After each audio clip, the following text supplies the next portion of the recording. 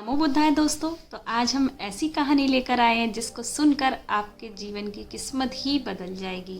खराब से खराब किस्मत भी आपकी बदल जाएगी यह कहानी सुनकर। तो बने रहिए मेरे इस चैनल पर इस कहानी को सुनने के लिए। तो चलिए चलते हैं इस कहानी की तरफ। सबसे पहले हम कहना चाहेंगे, जब आपकी किस्मत खराब हो, यह हम सबके जीवन से जुड़ी कहानी है। हमें उम्मीद है कि गौतम बुद्ध की यह स्टोरी आपको पसंद आएगी। तो चलते हैं स्टोरी की तरफ। एक बार की बात है, महात्मा बुद्ध के शिष्य आनंद कहीं जा रहे थे।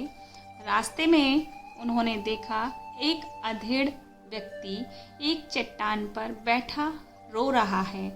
वह उसके पास गए और बोले, क्या बात है वत्स, तुम कौन हो और क्यों रो रहे हो? आनंद की बात सुनकर उस व्यक्ति की सिसकियां थम गईं। वह अपने आंसू पोंछता हुआ बोला, मैं पास के गांव में का रहने वाला एक बदनसीब व्यापारी हूँ। मैं जो भी काम करता हूँ वह बिगड़ जाता है। व्यापार के चक्कर में मैंने अपनी पत्नी के गहने गंवा दिए। मैंने अपने परिवार को भी खो दिया। यहाँ तक कि मेरा घर भी गिरवी पड़ा है। मुझे तो लगता है कि मैं किसी काम का ही नहीं हूँ। मेरी किस्मत ही खराब है। उसकी बात सुनकर आनंद बोले, तुमसे किसने कहा वत्स कि तुम्हारी किस्मत खराब है? जरा मैं भी तो जानूं कि तुम्हारी किस्मत में क्या खराबी है। वह व्यक्ति बोला, पहले मैं खेती करता था, पर हर साल उसमें घाटा होता। कभी सूखा पड़ जाता तो कभी ज़्यादा बारिश के कारण फसल बर्बाद हो जाती। इससे परेशान होकर मैंने व्यापार करने का निश्चय किया। मैंने पत्नी के गहने बेचकर अपना व्यापार शुरू किया, लेकिन मेरा व्यापार नहीं चला।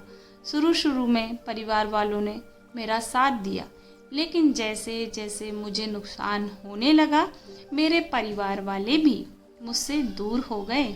मैं यह सब उनके लिए ही कर रहा था, लेकिन अब वे लोग मुझे देखकर नज़रें फेर लेते हैं और मुझे ही मेरे परिवार की दुर्दशा का जिम्मेदार ठहराते हैं। उस व्यक्ति ने एक लंबी सी सांस ली और फिर बोला, मेरा एक मित्र है, उसने भी मेरे साथ एक व्यापार शुरू किया था।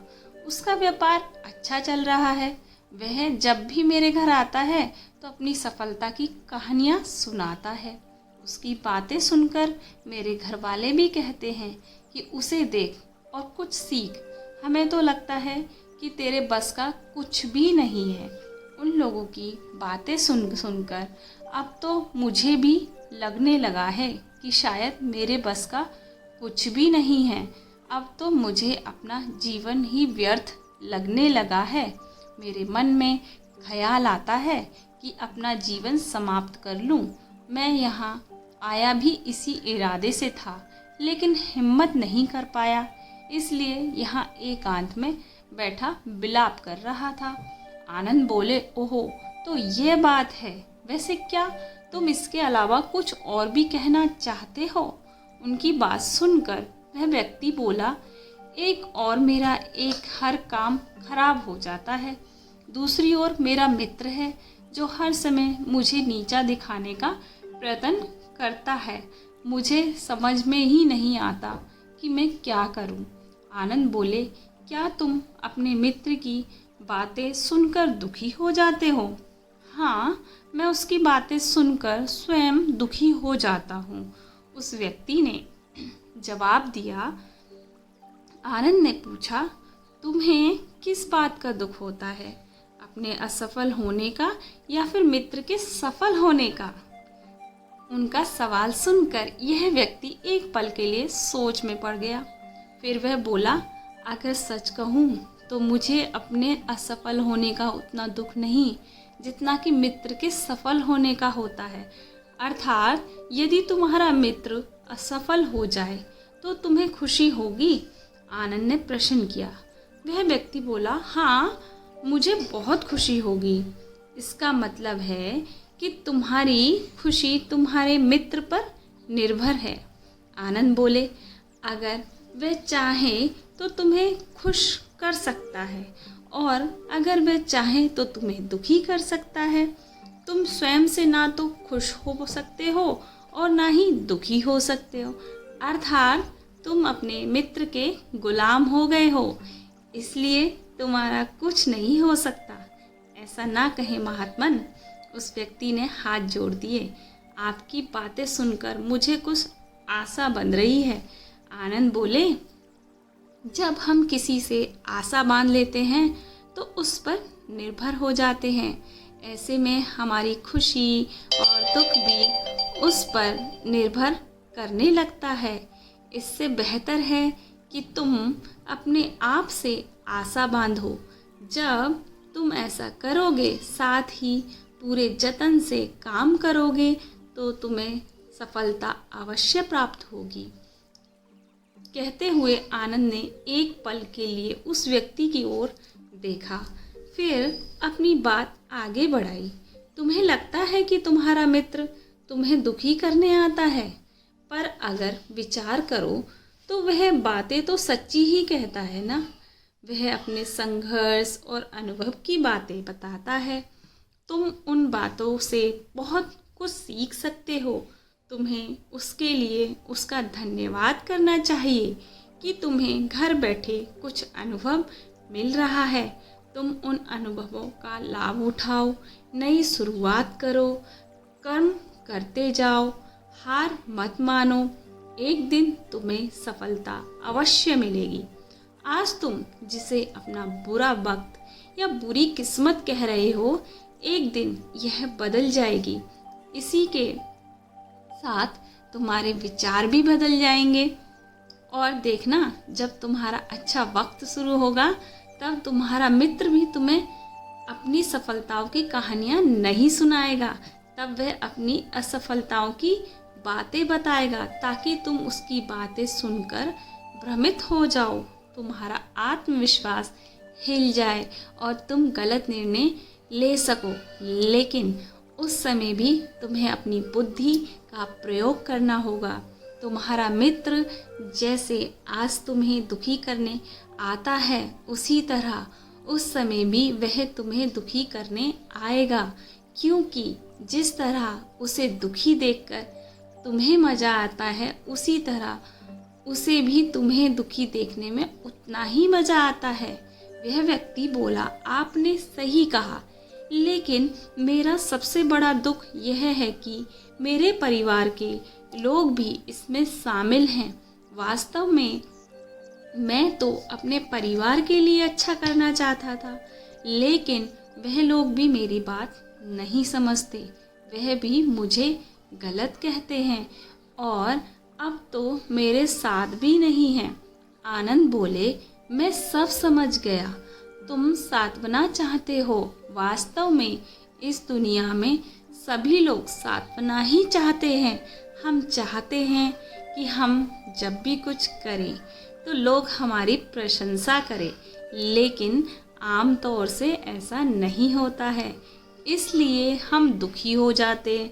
हमें लगता है कि हमारे मित्र, परिवार वाले सब मतलबी हैं।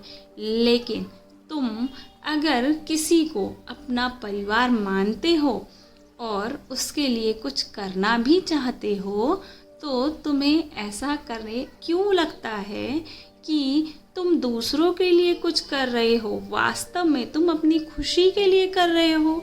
इसलिए परिवार के लिए कुछ करना वास्तव में अपने लिए ही करना होता है।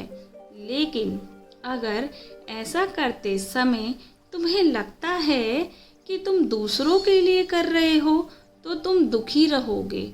और अगर तुम्हें लगता है कि तुम अपने लिए कर रहे हो, तो तुम खुश रहोगे, क्योंकि जब तुम अपने लिए कुछ करना अच्छा लगता है या करोगे या करना चाहते हो, तब तुम्हें सांत्वना की ज़रूरत नहीं पड़ती है। आनंद की बातें सुनकर उस व्यक्ति के चेहरे के भाव बदल गए। वह बोला, आप सही कह रहे हैं, मैं समझ गया हूँ। अब तक मेरी किस्मत खराब इसलिए थी क्योंकि वह दूसरों के हाथ में थी। अब मैं अपनी किस्मत को अपने हाथ में रखूँगा। मैं फिर से प्रयत्न करूँगा, पूरे मन से काम करूँगा और जब तक सफलता नहीं मिल जाती चैन से नहीं बैठूँगा। उस व्यक्ति की बात सुनकर आनंद मुस्कुराए और उसे एक छोटी सी डिबिया देते हुए बोले, इस डिबिया को हमेशा अपने पास रखना। इसमें एक ऐसा राज है जो तुम्हें बड़े से बड़े दुख से भी बाहर निकालेगा, लेकिन इसे तभी खोलना जब तुम्हारे जीवन में कोई रास्ता सुझाई ना दे और तुम्हें लगे कि सब व्यर्थ है, यह दुनिया व्यर्थ है और यहाँ रहना भी व्यर्थ है। उस व्यक्ति ने आनंद को धन्यवाद दिया और डिबिया को लेकर चला गया। उसने नए उत्साह के साथ फिर से अपना व्यापार आरंभ किया, अपना व्यापार चलाया आरंभ किया। उसका व्यापार चल निकला। अपनी मेहनत और लगन के बल पर वह एक बड़ा व्यापारी बन गया। परिवार वाले भी उसके साथ आ गए। उसका जीवन हंसी खुशी बीतने लगा। अब वह भूतकाल का रोना छोड़ चुका था। वह भविष्य काल की भी चिंता नहीं करता था। बस अपने वर्तमान को संवारने में लगा रहता और जो कुछ भी वह करता वह अपने लिए ही करता, अपनों के लिए करता। इसलिए वह प्रसन्न था। उसके जीवन में अब कोई भी दुख नहीं था। लेकिन वक्त हमेशा एक जैसा नहीं रहता, वह बदलता रहता है। उसके जीवन में भी बदलाव आया। एक दिन उसके राज्य पर पड़ोसी राज्य ने चढ़ाई कर दी। उसने उस राज्य पर अपना कब्जा कर लिया। उसके सैनिकों ने चारों ओर लूटमार मचा दी। उन्होंने व्यापारी का सारा धन लूट लिया। उसके घर में आग लगा दी। जान बचाने के लिए उसे अपने परिवार के साथ वहां से भागना पड़ा। वह व्यक्ति अपने परिवार के साथ कई दिनों तक इधर उधर भटकता रहा। वह दाने दाने को मोहताज हो गया। उसका बच्चा बीमार हो गया। इलाज के अभाव में वह तड़पने लगा। यह देखकर उसका हृदय चित्कार कर उठा। वह कैसे अपने बच्चे का इलाज कराए? उसके पास तो खाने के लिए भी पैसे नहीं थे। ऐसे में उसे एक बार फिर निराशा ने घेर लिया। उसे लगने लगा कि उसका जीवन व्यर्थ है, सारी दुनिया व्यर्थ है, किसी भी बात का कोई मतलब नहीं है। भले ही आप जीवन में कितना भी कुछ कर लो, कितनी भी सफलता हासिल कर लो, पर अंततः यह जीवन समाप्त ही होता है। तो फिर ऐसे जीवित रहने का क्या फ़ायदा? इससे तो अच्छा है कि वह अपना जीवन समाप्त कर ले। लेकिन तभी उसके दिमाग में आनंद की दी हुई डिबिया कौंध उठी। उसने उत्सुकता के साथ उसे खोला। डिबिया के भीतर एक पर्ची रखी हुई थी। पर्ची पर कुछ लिखा हुआ था। उसे पढ़कर उसकी आंखों के आगे छाया निराशा का अंधेरा छट गया और वह फिर मुस्कुरा पड़ा। पर्ची पर लिखा हुआ था, यह समय भी बीत जाएगा। उसने डिबिया को अपनी मुट्ठी में भींच लिया और एक नई शुरुआत के लिए उठ खड़ा हुआ। दोस्तों, अगर आप भी ऐसी परिस्थिति से गुजर रहे हैं तो निराश ना हो। अपने भीतर पर शोक मत करें, ना ही भविष्य की चिंता करें। अपने वर्तमान को जिए और उसे बेहतर बनाने के लिए सच्चे मन से प्रयत्न करें। यकीन जाने जल्दी ही आपकी किस्मत भी बदल जाएगी। तो दोस्तों, मेरे गौतम बुद्ध की यह कहानी आपको बहुत पसंद आई होगी और बहुत मोटिवेट भी किया होगा। तो दोस्तों, इसी तरह की मोटिवेशनल और भी स्टोरी मेरे इसी चैनल पर हैं, आप जाकर देखिए और विज़िट कीजिए। कॉट्स और थॉट्स भी हैं। और दोस्तों, कमेंट ज़रूर करना इस कहानी के लिए और अपने फ्रेंड्स और फैमिली के साथ ज़रूर शेयर करना। और इसी के साथ मैं आपको कहना चाहूँगी कि देखिए, हमारे सबसे ज़रूरी है कर्म करना। हम किस्मत के भरोसे नहीं बैठें। ज़रूरी है कि हम एक अच्छा कर्म करेंगे तो अच्छा फल अवश्य मिलेगा। हम अच्छा कर्म ही नहीं करेंगे तो अच्छा फल हमें कहाँ से मिलेगा। तो इस कहानी को मैं विराम करती हूँ और आगे यही कहना चाहूँगी, नमो बुद्धाय। बुद्धं शरणं गच्छामि, धम्मं शरणं गच्छामि। अपना ध्यान रखें, अपने परिवार का ध्यान रखें, स्वस्थ रहें। धन्यवाद।